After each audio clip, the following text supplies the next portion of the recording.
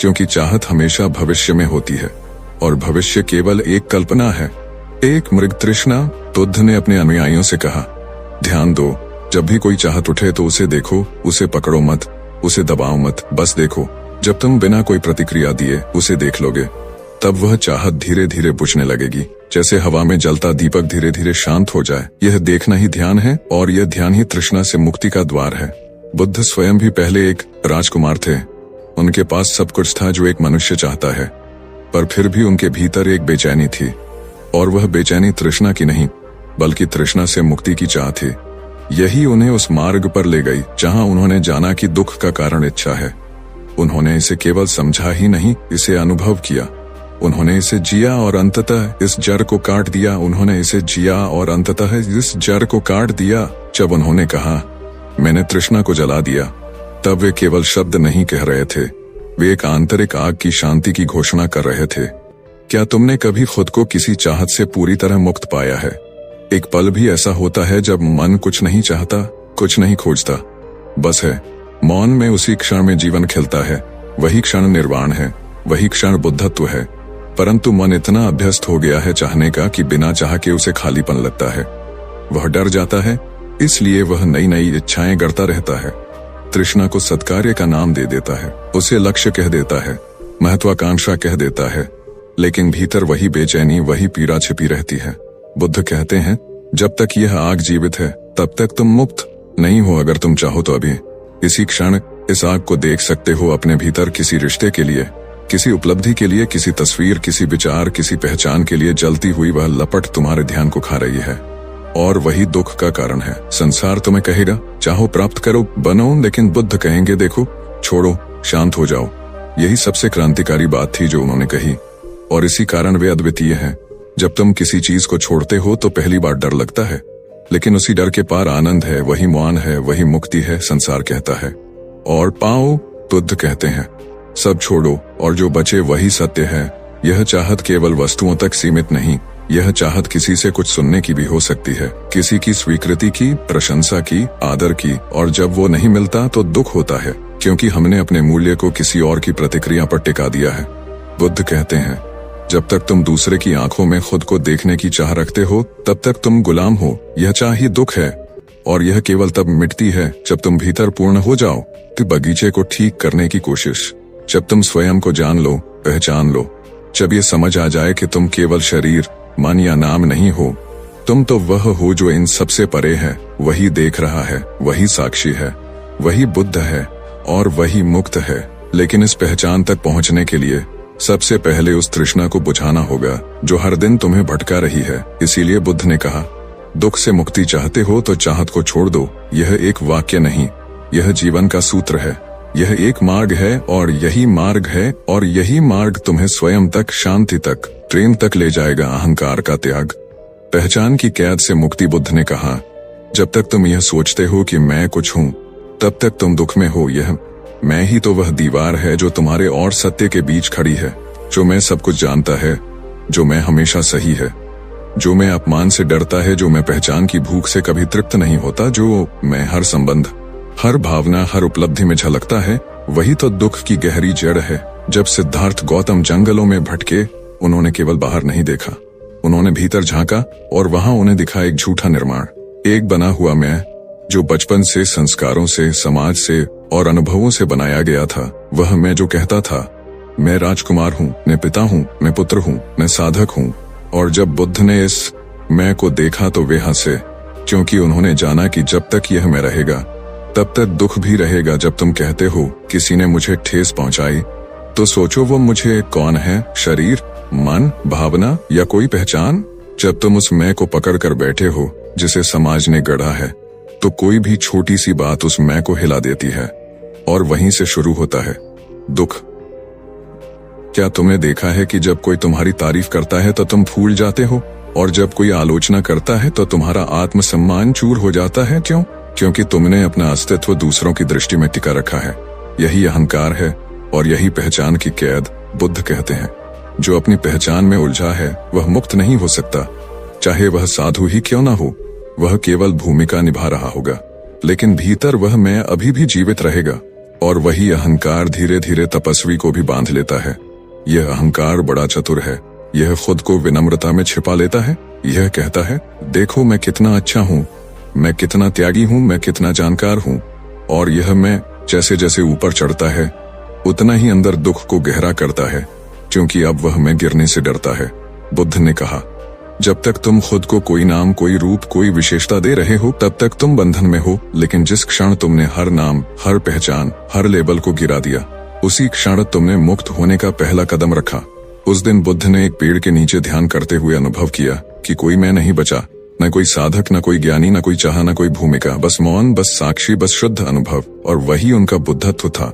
उन्होंने देखा कि संसार के सारे झगड़े, सारे द्वंद्व, सारे युद्ध इस मैं की रक्षा में हो रहे हैं। हर व्यक्ति अपने अपने मैं को सिद्ध करना चाहता है, कोई धर्म के नाम पर, कोई राष्ट्र के नाम पर, कोई परिवार के नाम पर। लेकिन भीतर जो लड़ाई है वह केवल इस छोटे से अहंकार की है, जिसे हमने अपनी आत्मा समझ लिया है। बुद्ध ने कहा, जब तक तुम कह रहे हो कि मैं कुछ हूं, तब तक तुम अपने भीतर के मौन से दूर हो। ध्यान करो, हर उस क्षण को देखो जब तुम्हें बुरा लगता है, जब तुम क्रोधित होते हो, जब निराश होते हो। उस पल कोई ना कोई पहचान चोट खा रही होती है, और वही पहचान दुख की जननी है। अब सोचो, यदि तुम किसी पहचान से जुड़ो ही नहीं, न किसी विशेषता से, न किसी संज्ञा से, न किसी प्रशंसा या अपमान से, तो कौन है जिसे ठेस लगेगी? कौन है जिसे दुख होगा? जब मैं नहीं तो दुख किसे? यही तो बुद्ध का बोध था। यही वह बिंदु था जहां उन्होंने कहा, अनंता यानी कोई आत्मा नहीं जैसी हमने कल्पना की है। आत्मा कोई निश्चित इकाई नहीं, कोई स्थायी मैं नहीं, सब कुछ क्षणिक है, परिवर्तनशील है। बुद्ध का यह विचार क्रांतिकारी था, क्योंकि उन्होंने कहा, न तो शरीर स्थायी है, न मन, न भावनाएं, और न ही कोई मैं।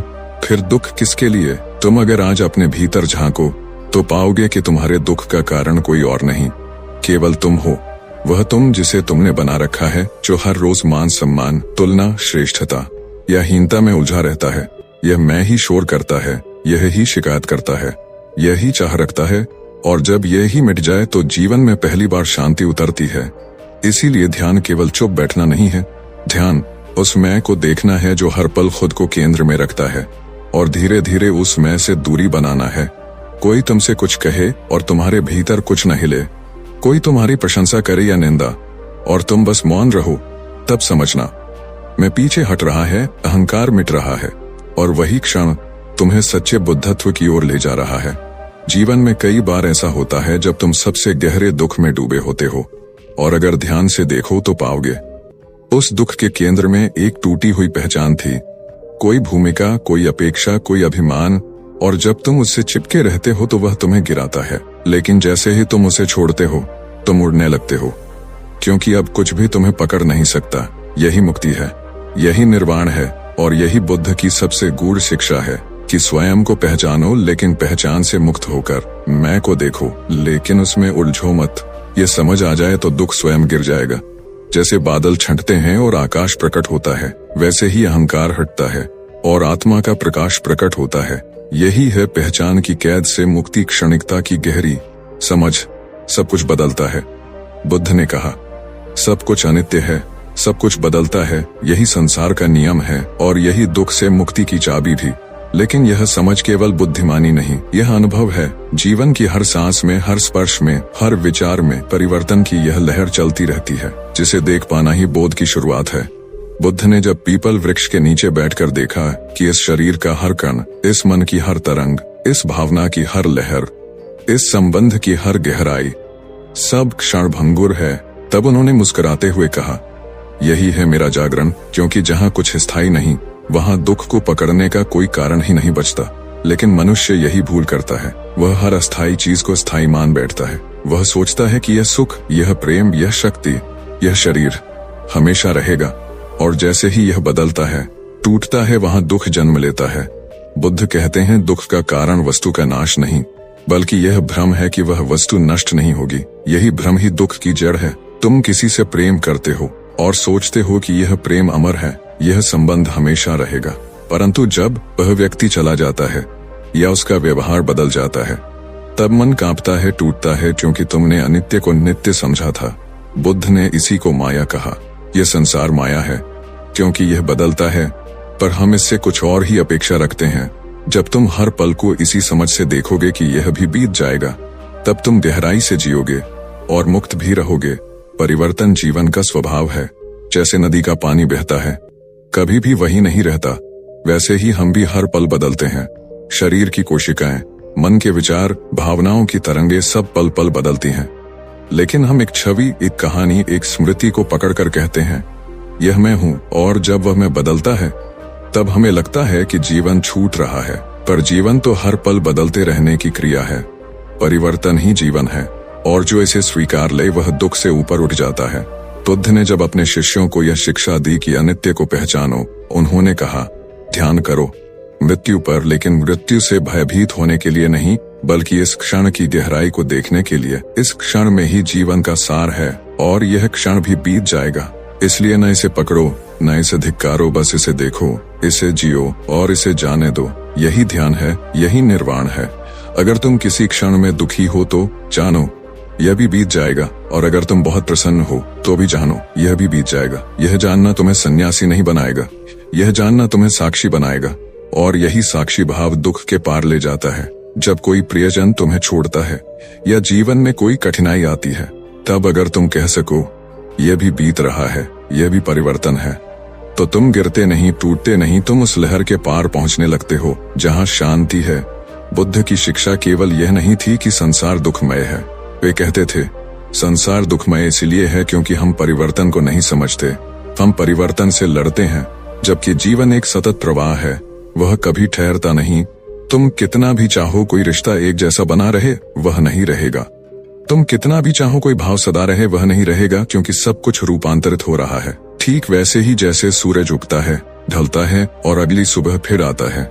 जब तुम इस चक्र को देखना शुरू कर देते हो, तो तुम्हारा मन धीरे धीरे स्वीकार में आने लगता है, और यही स्वीकार ही शांति है। बुद्ध ने कहा, जो परिवर्तन को नकारता है वह दुखी होता है, जो उसे अपनाता है वह मुक्त होता है। अगर तुम गौर से देखो तो तुम पाओगे कि हर क्षण एक शिक्षक है। वह तुम्हें सिखा रहा है कि पकड़ना छोड़ दो, प्रतिरोध छोड़ दो, अनुभव करो और जाने दो। जब तुम किसी भावना को रोकते हो, जैसे क्रोध, प्रेम या पीड़ा, वह तुम्हें बांधती है, लेकिन जब तुम उसे बस देख लेते हो, उसका साक्षी बन जाते हो, तो वह भावना स्वतः चली जाती है। यही क्षणिकता की गहरी समझ है। यह केवल विचार नहीं, यह जीने का तरीका है। यह तुम्हें हर दिन नया बनाता है, हर रिश्ते को नए दृष्टिकोण से देखने की ताकत देता है। यह तुम्हें यह जानने में मदद करता है कि तुम्हारे पास कुछ भी स्थायी नहीं, लेकिन यही जानकर तुम सबसे गहरी शांति को पा सकते हो, क्योंकि अब तुम्हें किसी चीज को पकड़ना नहीं, कोई भय नहीं, कोई लालच नहीं, बस एक मौन, एक सहज प्रवाह जिसमें तुम हो, और सब कुछ घटता है जैसे आकाश में बदलते बादल। तुम्हारा मन भी एक आकाश हो सकता है, जिसमें विचार आते हैं, जाते हैं, भावनाएं उठती हैं, गिरती हैं, लेकिन आकाश वैसा ही शांत, स्थिर बना रहता है। यही बुद्धत्व है। जब तुम स्वयं को विचारों से अलग अनुभव करते हो, भावनाओं से अलग अनुभव करते हो, जब तुम यह जान जाते हो कि सब कुछ क्षणिक है और यही इसका सौंदर्य है, तो तुम एक ऐसे स्थान पर पहुंचते हो जहां कोई पकड़ नहीं, कोई बंधन नहीं, केवल अनुभव है, केवल शांति है, और वही है मुक्ति, बिना प्रतिक्रिया के जीना। समता की कला। बुद्ध ने कहा, जब तक तुम प्रतिक्रिया करते रहोगे, तब तक तुम बंधे रहोगे। मुक्त वही होता है जो देखता है लेकिन उलझता नहीं, सुनता है लेकिन विचलित नहीं होता, चलता है लेकिन लिप्त नहीं होता, चलता है लेकिन लिप्त नहीं होता। समता वही है जो हर परिस्थिति में शांत रहे, चाहे सम्मान मिले या अपमान, सुख आए या दुख, लाभ हो या हानि, क्योंकि समता कोई भाव नहीं, कोई भावना नहीं, यह तो एक स्थिति है, एक सहज संतुलन जहां तुम भीतर स्थिर हो और बाहर कुछ भी हो रहा हो। बुद्ध जब किसी गांव में उपदेश दे रहे थे, तब एक आदमी आया और उन्हें भला बुरा कहने लगा। शिष्यों को क्रोध आया। उन्होंने उस आदमी को रोकना चाहा, लेकिन बुद्ध मुस्कुराए और शांत स्वर में बोले, यह देखो, यह केवल उस व्यक्ति की पीड़ा है जो मेरे ऊपर गिर रही है, लेकिन यदि मैं इसे पकड़ूं नहीं तो यह कहां गिरेगी। यह सुनकर वह व्यक्ति चकित रह गया और अगले ही दिन बुद्ध के चरणों में झुक गया, क्योंकि उसने पहली बार देखा कि बिना प्रतिक्रिया के रहना भी संभव है। हम में से अधिकतर लोग अपने जीवन का अधिकांश हिस्सा प्रतिक्रिया में जीते हैं। कोई कुछ कहता है तो हम तिलमिला जाते हैं, कोई व्यवहार बदलता है तो हम अंदर से टूट जाते हैं, कोई हमारी प्रशंसा करता है तो हम उड़ने लगते हैं, और निंदा करता है तो हम गिर जाते हैं, यानी हमारा मन बाहर की घटनाओं से संचालित होता है। बुद्ध ने इसे ही दुख का कारण बताया। उन्होंने कहा, जब तक मन दूसरे के शब्दों, व्यवहारों और स्थितियों के अनुसार चल रहा है, तब तक वह कभी स्थिर नहीं हो सकता। और जहां स्थिरता नहीं वहां शांति नहीं। समता वही है जहां तुम स्वयं को इन सबसे अलग अनुभव करते हो। तुम देखते हो लेकिन प्रतिक्रिया नहीं करते, तुम भीतर मौन होते हो। बुद्ध कहते थे, जैसे एक गहरी झील की सतह पर यदि कोई कंकड़ फेंका जाए तो लहरें उठती हैं, लेकिन झील की गहराई शांत रहती है। वैसे ही ध्यान का अभ्यास तुम्हें भीतर की उस गहराई तक ले जाता है जहां कोई प्रतिक्रिया नहीं, कोई शोर नहीं, केवल मौन है, केवल देखना है। यह समता साधना का उच्चतम बिंदु है। लेकिन यह एक दिन में नहीं आता, यह एक अभ्यास है। और यह तब शुरू होता है जब तुम पहली बार खुद से पूछते हो, क्या मेरी प्रतिक्रिया आवश्यक थी? क्या यह प्रतिक्रिया मेरे भीतर के डर या घमंड या पीड़ा से उत्पन्न हुई थी? जब तुम इस तरह से अपने ही व्यवहार को देखना शुरू करते हो तो धीरे धीरे प्रतिक्रिया घटने लगती है और देखना बढ़ने लगता है। यही देखना समता का बीज है। बुद्ध कहते थे, समता का अर्थ है भीतर की स्वतंत्रता, जहां कोई भी परिस्थिति तुम्हें अपने वश में न कर सके। जैसे ही तुम क्रोध करते हो तुम उस व्यक्ति के गुलाम हो जाते हो जिसने तुम्हें क्रोधित किया। जैसे ही तुम अपमान के शब्दों से तिलमिलाते हो, तुमने अपनी चाबी दूसरे के हाथ में दे दी। समता वह कला है जिसमें तुम अपनी चाबी वापस लेते हो और कहते हो, अब मैं स्वयं को ही चलाऊंगा, कोई और नहीं। यह कोई कठोरता नहीं, यह सहजता है। यह कोई उदासीनता नहीं, यह गहराई है। यह ऐसा भाव है जहां तुम सब कुछ अनुभव करते हो लेकिन किसी चीज से चिपकते नहीं, किसी पर प्रतिक्रिया नहीं करते। जैसे आकाश हर मौसम को आने देता है, बादल, वर्षा, धूप, आंधी, लेकिन वह कभी नहीं बदलता। बुद्ध चाहते थे कि हर साधक ऐसा ही आकाश बन जाए जो केवल देखे, स्वीकार करे, पर प्रतिक्रिया न करे। जब तुम ध्यान में बैठते हो और अपने भीतर उठते विचारों को बस देखते हो बिना उन्हें पकड़े, तब तुम पहली बार समता का स्वाद लेते हो। धीरे धीरे यह ध्यान तुम्हारे जीवन में उतरने लगता है और फिर तुम दिन भर की घटनाओं में भी वही मौन, वही देखना, वही समता लाने लगते हो। कोई कुछ कहता है, तुम केवल सुनते हो। कोई कुछ लेता है, तुम केवल देखते हो। कोई कुछ छीनता है, तुम भीतर से विचलित नहीं होते, क्योंकि तुम जानते हो कि यह सब बदलने वाला है, यह सब क्षणिक है, लेकिन समता स्थायी है और वही तुम्हारा वास्तविक बल है। संसार में लोग तुम्हें उकसाएंगे, लोग चाहेंगे कि तुम प्रतिक्रिया दो ताकि वे तुम्हें नियंत्रित कर सकें, लेकिन बुद्ध ने यही कहा, जहां तुमने प्रतिक्रिया देना छोड़ दिया वहीं से तुम्हारी मुक्ति शुरू हुई। प्रतिक्रिया देना आसान है, समता साधना है। प्रतिक्रिया स्वचालित है, समता जागरूकता है। प्रतिक्रिया में तुम पुराने पैटर्न दोहराते हो, समता में तुम नए होते हो, एकदम ताजे, जैसे अभी जन्मे। इसीलिए बुद्ध के अनुयायियों को बार बार स्मृति का अभ्यास सिखाया जाता था। स्मृति यानी सतत जागरूकता कि मैं प्रतिक्रिया न करूं, मैं केवल देखूं, मैं केवल साक्षी बनूं। जब तक ये साक्षी भाव स्थायी न हो जाए तब तक ध्यान अधूरा है, और जब यह बन गया तब तुम वही हो जो बुद्ध थे, शांत, साक्षी और मुक्त। शून्यता का रहस्य। कुछ न होने में सब कुछ है, शून्यता का रहस्य। कुछ न होने में सब कुछ है। बुद्ध ने जब पहली बार इस शब्द को कहा तब दुनिया चुप हो गई, जैसे समय ने अपनी चाल रोक दी हो, जैसे विचारों का कोलाहल थम गया हो और भीतर केवल मौन बचा हो। क्योंकि शून्यता कोई शून्य नहीं है, वह एक अदृश्य गहराई है जहां अहंकार का कोई नाम नहीं, इच्छाओं का कोई अस्तित्व नहीं और अनुभवों की कोई छाया नहीं। यह वह जगह है जहां तुम होते तो हो लेकिन खुद के बिना। यह वह स्थिति है जहां तुम देखते हो लेकिन देखने वाला कोई नहीं होता, जहां सोचते हो लेकिन सोचने वाला लुप्त हो जाता है। बुद्ध ने कहा, जीवन में जितना भराव है उतनी ही पीड़ा है, और जितनी खाली जगह है उतनी ही मुक्ति है। क्योंकि जो भरा है वह डरता है खोने से, गिरने से, बदलने से, लेकिन जो खाली है उसे कुछ नहीं चाहिए। वह शुद्ध है, निर्मल है, मुक्त है। शून्यता का अर्थ यह नहीं कि कुछ नहीं है, बल्कि इसका अर्थ है कि जो कुछ है वह मैं नहीं है, मेरा नहीं है, होना चाहिए नहीं है। शून्यता वह सत्य है जो समस्त दुख की जड़ों को काट देता है।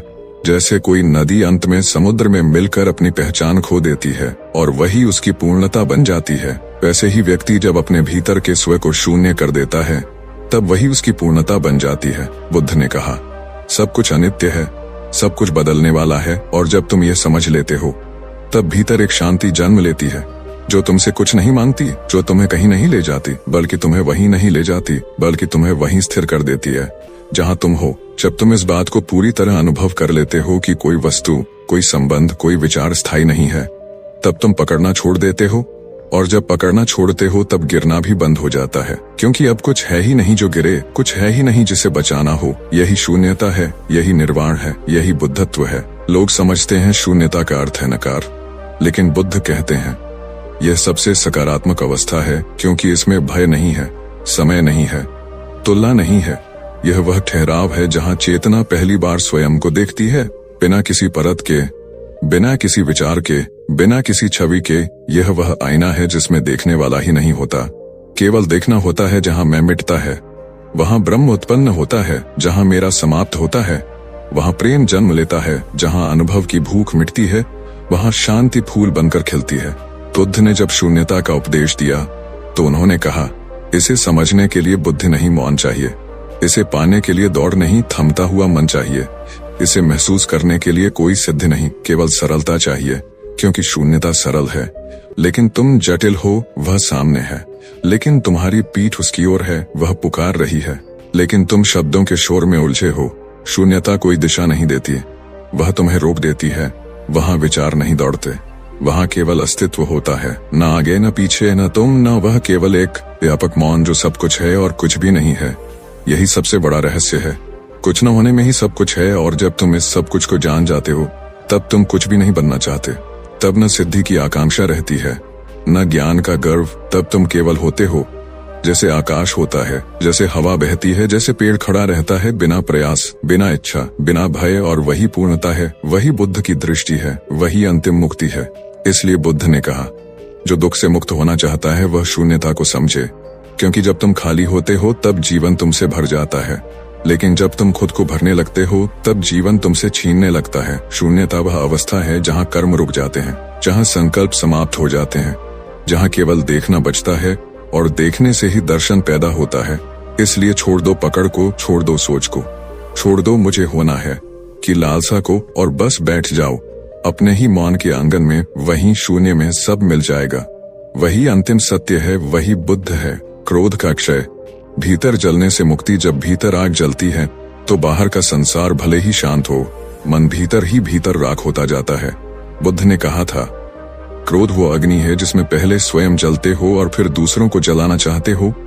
पर इस आग से किसी ने शांति नहीं पाई, किसी ने मुक्ति नहीं पाई, कोई रोशन नहीं हुआ। जिसने इसे पकड़े रखा वह भीतर ही भीतर पिघलता गया। बुद्ध के समय एक ब्राह्मण आया जो बहुत क्रोधित था। उसने बुद्ध को अशब्द कहे, भला बुरा कहा, मगर बुद्ध चुप थे, शांत थे, जैसे कुछ हुआ ही नहीं। जब वह थक गया तो बुद्ध बोले, यदि कोई उपहार मैं न लूं तो वह किसका रहेगा? ब्राह्मण बोला, देने वाले का। बुद्ध ने कहा, तो तेरे शब्द भी तेरे ही पास लौटते हैं। यह उत्तर नहीं था, यह दर्पण था जिससे ब्राह्मण ने स्वयं को देखा, और वहीं पर उसका क्रोध गिर गया। क्योंकि जब क्रोध को कोई पकड़ता नहीं तो वह टिकता नहीं, तो वह दिशा खो बैठता है। जब भीतर मौन होता है, जब भीतर मौन होता है तो आग अपने आप बुझ जाती है। बुद्ध कहते थे, क्रोध कोई शक्ति नहीं है, यह कमजोरी है जो शक्ति का मुखौटा पहनती है। जब कोई तुम्हें नीचा दिखाता है और तुम भीतर जल उठते हो तो तुमने उन्हें अपनी चाबी सौंप दी। तुमने कह दिया कि अब मेरे भीतर का संतुलन तुम्हारे हाथों में है। मगर क्या यही स्वतंत्रता है? क्या यही आत्मबल है? क्या यही स्वतंत्रता है? बोध है? नहीं, यह तो बंधन है, पराधीनता है, आत्मग्लानि का जन्म है। इसलिए बुद्ध ने कहा, क्षमा कोई और के लिए नहीं, खुद के लिए होती है। जब तुम क्षमा करते हो तो तुम किसी को मुक्त नहीं करते, बल्कि अपने ही भीतर उस गांठ को खोलते हो जो वर्षों से पीड़ा का कारण बनी थी। क्रोध कभी बाहर से नहीं आता, यह भीतर पलता है। भीतर की अपेक्षाओं से, भीतर की अभिमान से, भीतर की अधूरी इच्छाओं से। जब कोई तुम्हारी कल्पना के अनुरूप व्यवहार नहीं करता तो तुम खिन्न हो जाते हो। जब कोई तुम्हारी अपेक्षाओं पर खरा नहीं उतरता तो तुम नाराज हो जाते हो। और जब तुम्हारा मैं आहत होता है तो वह आंसुओं में नहीं, आग में बदलता है। लेकिन ध्यान से देखो, ये सभी कारण तुमसे जुड़े हैं। सामने वाला केवल दर्पण है, समस्या तुम हो, इलाज भी तुम ही हो। बुद्ध ने बहुत सरल उपाय बताए। जब क्रोध उठे तो मौन हो जाओ, कुछ मत कहो, केवल ध्यान दो कि शरीर में कहाँ वह तनाव जमा है, किस अंग में वह कंपन है, और केवल श्वास पर लौट आओ। यह श्वास वह रस्सी है जो तुम्हें उस कुएं से बाहर खींच लाती है जहां तुम डूब रहे हो। एक क्षण, दो क्षण, केवल देखो, प्रतिक्रिया मत दो। और फिर धीरे धीरे वह क्रोध जो ज्वालामुखी की तरह था, वाष्प की तरह उड़ने लगता है। यही समाधि की शुरुआत है। जब तुम हर प्रतिक्रिया से मुक्त हो जाते हो, जब कोई तुम्हें ठोकर मारे और तुम मुस्कुरा दो, तब जानना कि भीतर बुद्ध बैठा है। क्रोध वही करता है जो भीतर से डरा हुआ है, जो कमजोर है, जो अनजाना है, जो अपने ही भीतर खोया हुआ है। पर जिसने स्वयं को जाना है, जो हर भावना का साक्षी बन गया है, वह आग में भी शांत रहता है। उस पर किसी के शब्दों का असर नहीं होता, क्योंकि वह जानता है कि दूसरे के शब्द उसकी आत्मा को छू नहीं सकते। बुद्ध ने कहा, क्रोधित मन उस व्यक्ति के समान है जो किसी को चोट पहुंचाने के लिए अंगारे उठाता है और खुद जलता है। अब सोचो, क्या यह बुद्धिमानी है? क्या यह जीवन का सम्मान है? नहीं, यह तो आत्मघात है। और जब तुम हर दिन ऐसे ही जलते हो तो धीरे धीरे शरीर बीमार होता है, मन व्यग्र होता है और जीवन छोटा होता जाता है।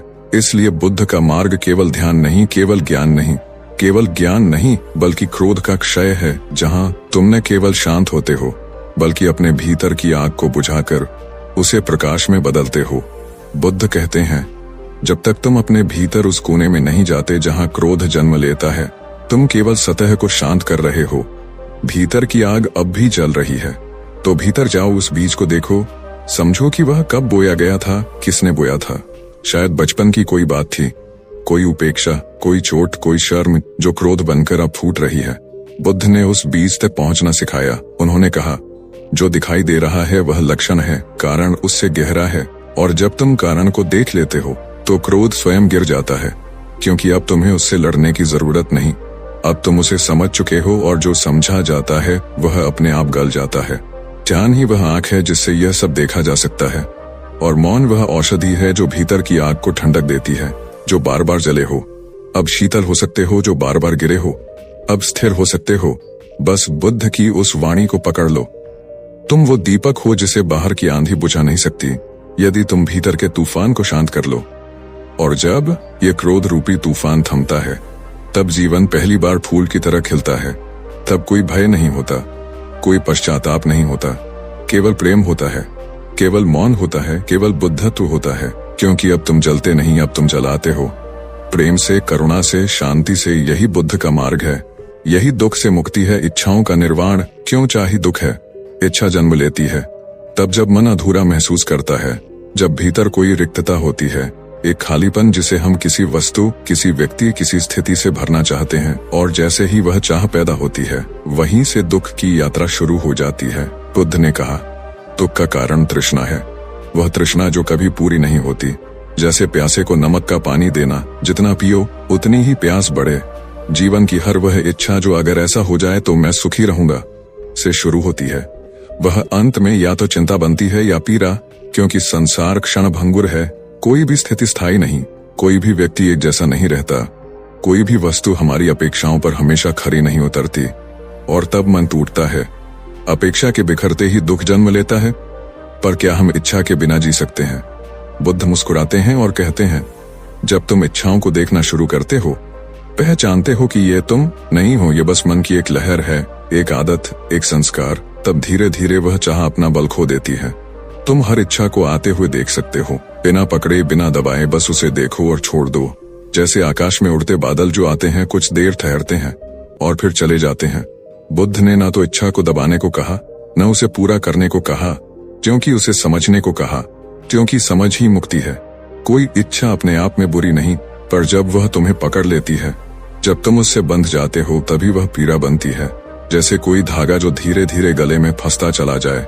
बुद्ध ने इसे तनुकरण कहा, इच्छाओं को क्षीण करना, जड़ से उखाड़ना नहीं, क्योंकि वे तुम्हारे मन का ही हिस्सा है। उन्हें प्रेम से देखना, ध्यान से देखना, और एक दिन वे स्वयं ही झर जाते हैं। जब तुम ध्यान में बैठते हो और भीतर उस रिक्तता को स्वीकार करते हो जो बिना किसी चीज से भरे संपूर्ण लगती है, तब इच्छा का खेल अपने आप ढीला पड़ने लगता है। बुद्ध ने कहा, इच्छाओं की पूर्ति से सुख नहीं मिलता, बल्कि इच्छाओं के अंत से शांति मिलती है, और वह शांति धीरे धीरे परमानंद बन जाती है। ध्यान वह मार्ग है जो इच्छा और मुक्ति के बीच की खाई को पाटता है, क्योंकि ध्यान में तुम सीखते हो बिना अपेक्षा के जीना, बिना भविष्य के योजनाओं के, बस इस क्षण में रहना। और यही क्षण पूर्ण है, पूरा है। इच्छाएं समय की देन है, वे या तो भूत की यादों से उपजी होती हैं या भविष्य की कल्पनाओं से, लेकिन जीवन केवल वर्तमान है। और जब तुम इस पल को पूरी तरह जी लेते हो तो वहां कोई चाह नहीं बचती, बस एक मौन सा आनंद बचता है, बुद्ध ने कहा, जो है उसे स्वीकारो, जो नहीं है उसके पीछे मत भागो, क्योंकि जो है वही पर्याप्त है, वह सच्चा बोध है, वह निर्वाण की दिशा है। और जैसे जैसे तुम इच्छाओं को देखना शुरू करते हो, उनकी असारता को समझते हो, वैसे वैसे तुम हल्के होते जाते हो। जैसे कोई भारी बोझ जो बरसों से उठाए फिर रहा था, अब धीरे धीरे उतर रहा वो। और जब वह अंतिम इच्छा भी छूट जाती है, तब तुम आत्मा से मिलते हो, उस शांत केंद्र से जहां न कोई चाह है न कोई भय, बस एक शून्यता है। पर वह शून्यता डरावनी नहीं, वह सबसे गहन पूर्णता है। बुद्ध ने इसे ही निर्वाण कहा। इच्छाओं से परे, अपेक्षाओं से मुक्त, सुख दुख के द्वंद्व से परे एक मौन सत्य, जहां जाने के लिए कुछ करना नहीं होता, बस देखना होता है, समझना होता है और छोड़ देना होता है। हर वो चाह जो कहती है मुझे कुछ चाहिए, वह यह भी कहती है मैं इस पल से संतुष्ट नहीं, और यही असंतोष दुख बन जाता है। क्या तुम इस क्षण को वैसे ही स्वीकार सकते हो जैसे वह है? क्या तुम अपने भीतर की उस बेचैनी को देख सकते हो बिना भागे?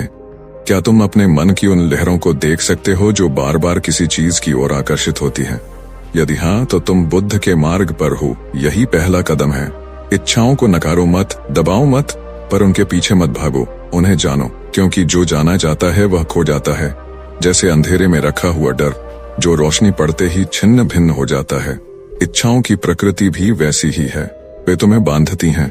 जब तक तुम उन्हें छिपाते हो, जैसे ही वे सामने आती हैं और तुम उन्हें पूरी सजगता से देखते हो, उनका बल समाप्त हो जाता है। और वही क्षण पहला स्वाद है आत्मा की आजादी का। वही पहला स्पर्श है उस अंतहीन आनंद का, जहां बुद्ध हर बार मुस्कुराते हैं और कहते हैं, अब तुम जाग गए हो। बुद्ध क्षिप्र नहीं बोले, मौन रहे, फिर दृष्टि उठाई और कहा, इच्छा यही कारण है, यही बीज है, यही जड़ है दुख की। तुम संसार को दोष देते हो, संबंधों को दोष देते हो, भाग्य को दोष देते हो, भाग्य को दोष देते हो, लेकिन जिस दिन तुम यह देख लोगे कि सब दुखों की जननी तुम्हारी भीतर उठती छोटी सी इच्छा है, उसी दिन मुक्त होने का द्वार खुल जाएगा। इच्छा छोटी होती है पर उसकी छाया बहुत लंबी होती है। जैसे सूर्य डूबने के बाद भी क्षितिज पर रंग बिखरे होते हैं, वैसे ही इच्छा की छाया हमारे मन पर फैली रहती है। हम किसी से प्रेम करते हैं पर उसके बदले में कुछ पाने की इच्छा रख लेते हैं। हम सेवा करते हैं लेकिन उसके पीछे भी स्वीकृति की एक अदृश्य कामना छिपी होती है। और यही अदृश्य कामनाएं जब पूरी नहीं होती तो हम टूट जाते हैं, गुस्से में जल जाते हैं, दुख की दलदल में धंस जाते हैं। बुद्ध ने कहा, मैंने समस्त इच्छाओं को देखा, परखा और छोड़ा, और जब इच्छाएं गिर गईं तो जैसे कोई भारी बोझ उतर गया हो। क्योंकि जब मन कुछ नहीं चाहता तभी वह संपूर्ण होता है, तभी वह ध्यान में उतरता है। ध्यान कोई क्रिया नहीं, यह चाहों की समाप्ति का परिणाम है।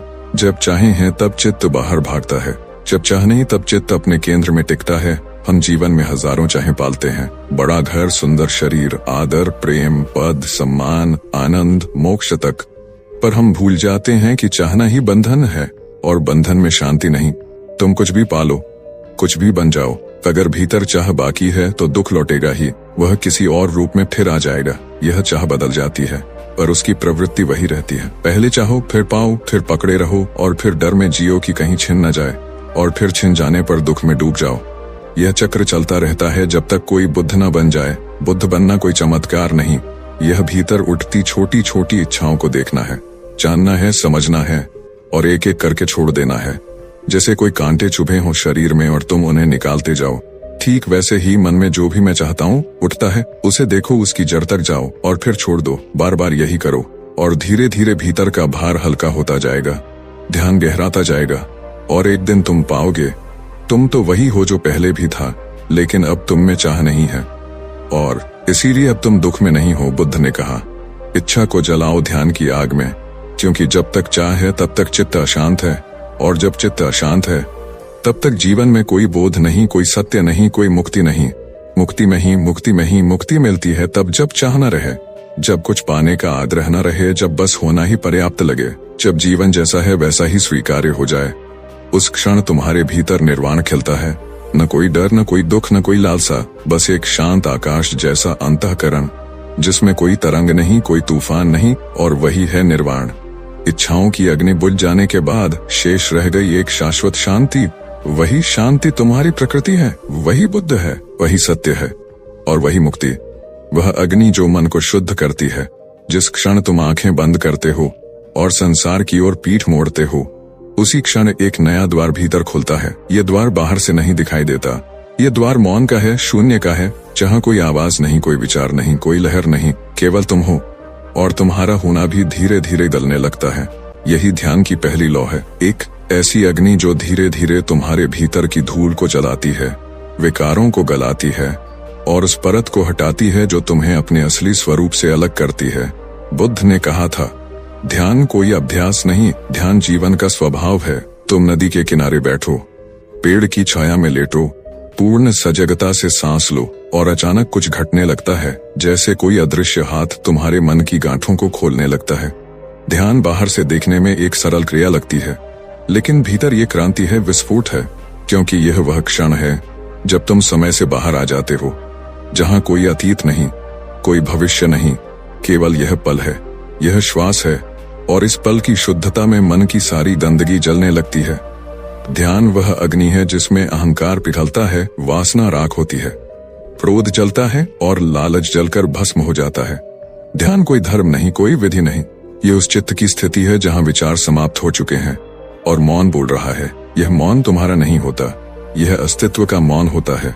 जैसे हिमालय की चोटियों पर बर्फ जमी हो और किसी ने उसमें चलना शुरू कर दिया हो। हर कदम ध्यान है, हर दृष्टि ध्यान है, और जब पूरा जीवन ध्यान हो जाए तो फिर कुछ पाना शेष नहीं रह जाता, क्योंकि उस स्थिति में तुम कुछ पा नहीं सकते। तुम स्वयं वही हो जाते हो जिसे पाना चाहते थे। ध्यान केवल आंखें बंद करना नहीं, ध्यान वह आंतरिक क्रांति है जिसमें मनुष्य पहली बार अपनी आत्मा से मिलता है। ध्यान के बिना जीवन सिर्फ एक यांत्रिक दिनचर्या है, जिसमें तुम चलते हो, खाते हो, कमाते हो और मर जाते हो। लेकिन ध्यान के साथ तुम जीते हो, सच में जीते हो, पूरी सजगता के साथ, पूरी उपस्थिति के साथ। ध्यान वह दर्पण है जिसमें तुम अपने असली रूप को देख सकते हो, वो रूप जो न जन्म लेता है, न मरता है। ध्यान वह अग्नि है जो आत्मा को चमकदार बनाती है, तपाकर उसे दिव्यता में ढाल देती है।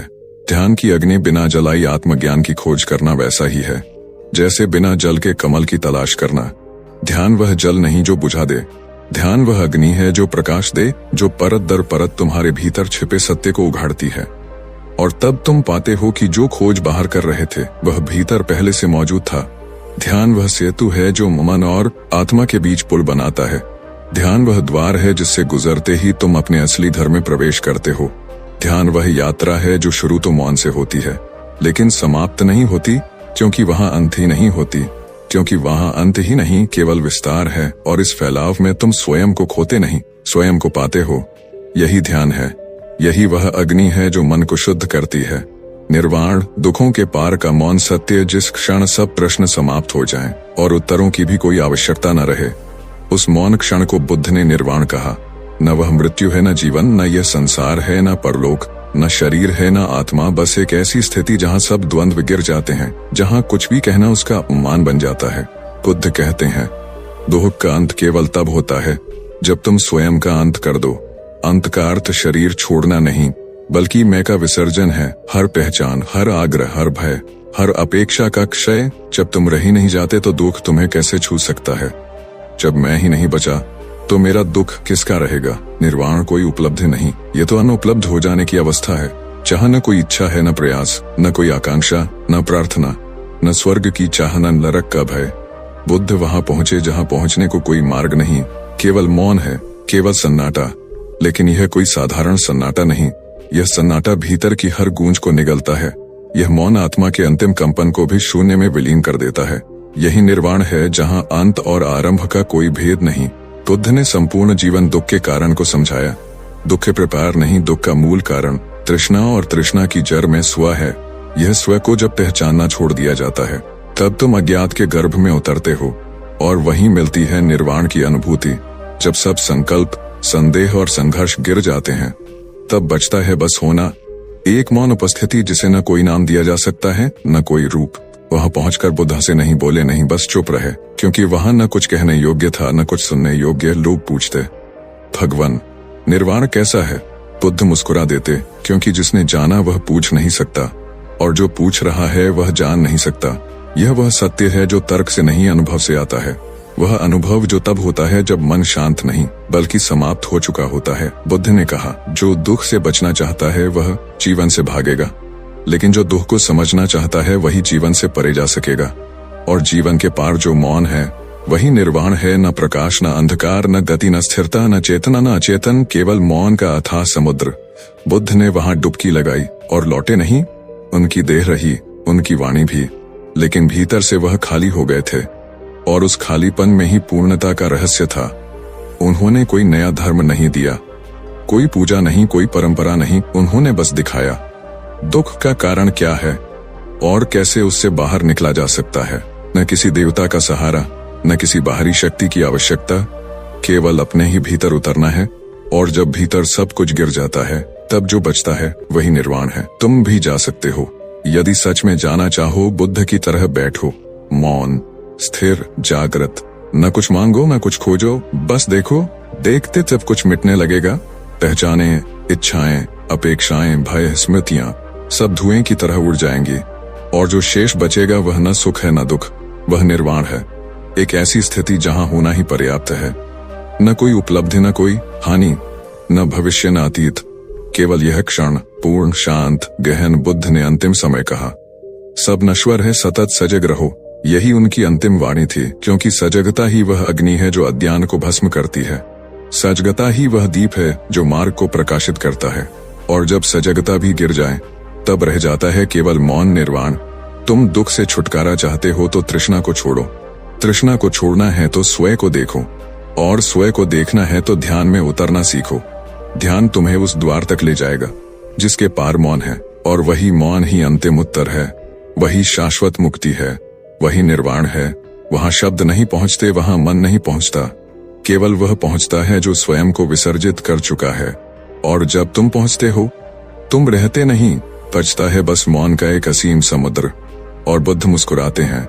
मौन में, उस शांति में जो शब्दों के पार है, उसी में दुखों का अंत है। और वही जीवन का अंतिम सत्य है। अब जबकि तुम इस अंतिम भाग तक पहुंच चुके हो, यह यात्रा अब तुम्हारी है। बुद्ध के शब्द केवल संकेत थे, लेकिन चलना तुम्हें था। और तुम चले, तुम सुनते गए, तुम भीतर उतरते गए। और अब जब यह श्रृंखला समाप्त होती है तो वास्तव में कुछ भी समाप्त नहीं होता, बल्कि अब शुरुआत होती है अपने ही अंत को पहचानने की। अब तुम्हारे भीतर जो स्पर्श हुआ है उसे बचाए रखना, उस मौन को जो जागा है उसे हर दिन पोषित करना।